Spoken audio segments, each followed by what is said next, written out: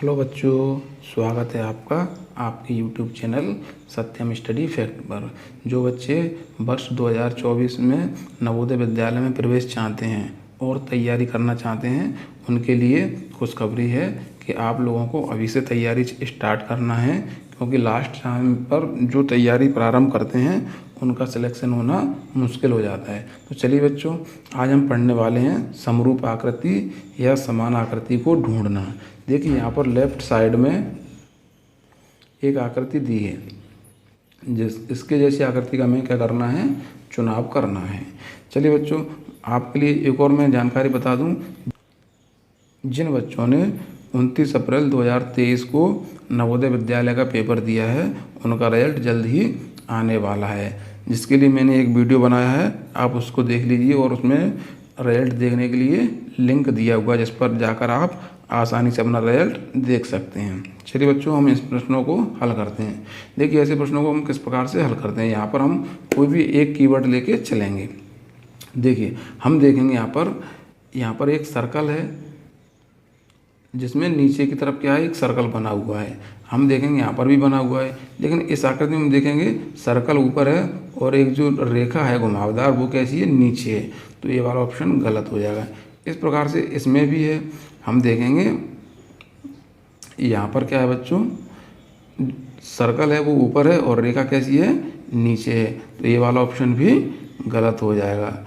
इसी प्रकार से हम देखेंगे यहाँ पर जो सर्कल है और यहाँ पर सर्कल है वो समान है, लेकिन अब हम जब अगले सर्कल को देखेंगे तो यहाँ का जो सर्कल है इस आकृति में, यह सर्कल में क्या है, प्लस का निशान थोड़ा सा तिरछा है, जबकि इस आकृति में प्लस का निशान कैसा बच्चों, सही है। देखिए, आपको थोड़ा सा नज़र भी आ रहा होगा।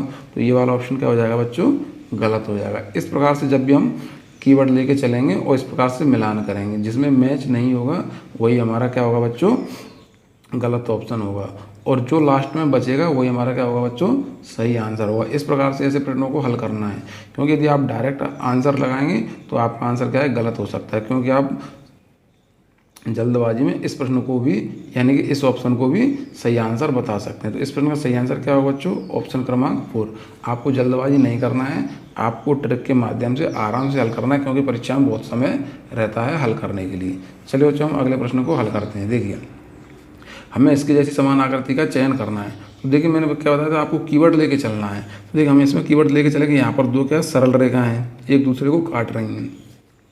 इस आकृति में देखो सरल रेखा काट रही है और इस आकृति में भी काट रही है, लेकिन इस आकृति में भी काट रही है और इस आकृति में भी काट रही है। अब हम जब हमारा एक कीवर्ड नहीं मिलता तो हम अगले कीवर्ड को लेकर चलेंगे।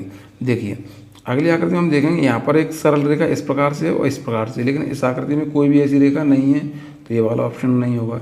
इस आकृति में भी ऐसी कोई रेखा नहीं है, ये वाला ऑप्शन नहीं होगा। इस आकृति में हम देखेंगे यहाँ पर एक सरल रेखा तो है, लेकिन दूसरी वाली नहीं है। तो देखिए, जब हमारा एक कीवर्ड काम नहीं करता है तो हम दूसरे कीवर्ड को लेकर चलेंगे। तो इस प्रकार से हम प्रश्नों को आसानी से हल करते हैं और हमारा प्रश्न कभी भी गलत नहीं होगा। तो इस प्रश्न का सही आंसर क्या होगा बच्चों, ऑप्शन क्रमांक 1। मैं आपसे फिर से कहना चाहूँगा बच्चों, यदि आप वर्ष 2024 की नवोदय विद्यालय का पेपर देना चाह रहे हैं और अच्छी तैयारी करना चाह रहे हैं, तो आप अभी से तैयारी करना चालू कर दीजिए।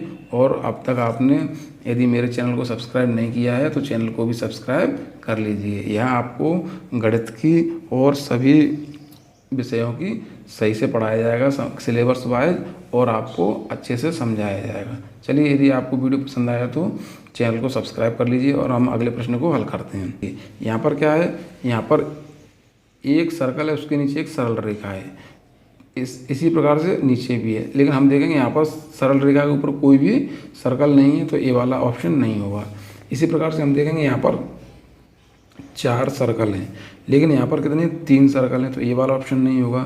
और यहाँ पर भी देखिए, यहाँ पर नीचे 3 है, जबकि यहाँ पर कोई भी नहीं है, तो ये वाला ऑप्शन भी हमारा नहीं होगा। इस प्रकार से हम गलत ऑप्शन को पहले हटाएंगे। देखिए, तो इस प्रश्न का सही आंसर क्या होगा बच्चों, ऑप्शन क्रमांक 2। प्रश्नों को हम सही आंसर लगाने से पहले एक बार मैच कर लेंगे।